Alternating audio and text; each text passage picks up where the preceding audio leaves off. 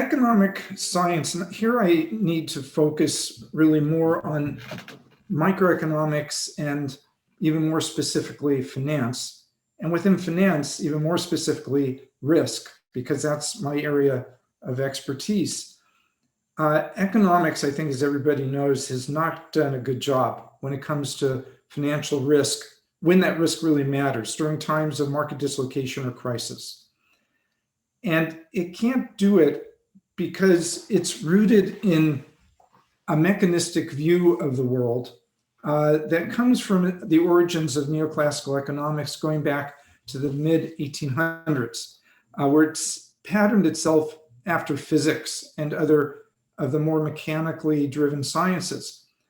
The problem is that people are not machines.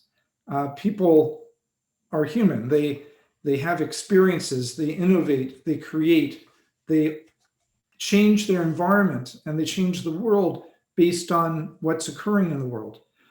And yet, neoclassical economics and the financial academic economics that comes from that doesn't allow for the complexity and the dynamics and the radical uncertainty that occurs in the real human world. As you mentioned, I wrote a book that came out in 2017 from Princeton University Press called The End of Theory. And I go through in a lot of detail this critique of standard economics, of academic economics, and where it fails in what I call engineering economics or practical economics.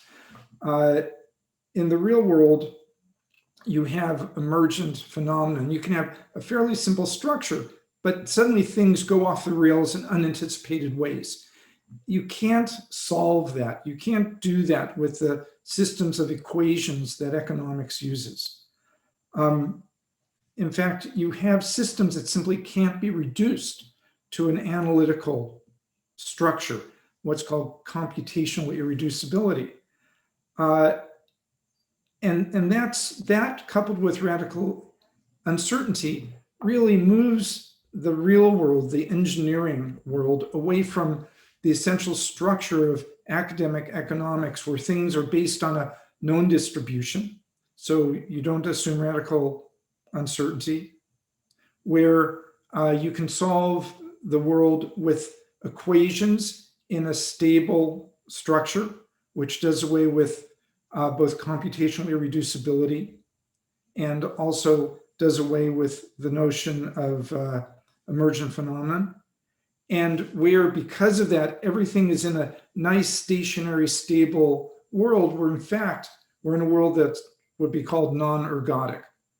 So, and the irony is that the subset of economics that's focused on these characteristics, which is really rooted in simulation methods and agent-based modeling, has no place in standard academic economics. And most of the work that's done there is published in non-economic journals, and in fact, sometimes very prestigious journals like Nature and Science. So I feel that academic economics as it stands right now simply does not relate to the world and the engineering that we need for the world, especially as it relates to risk within the financial system.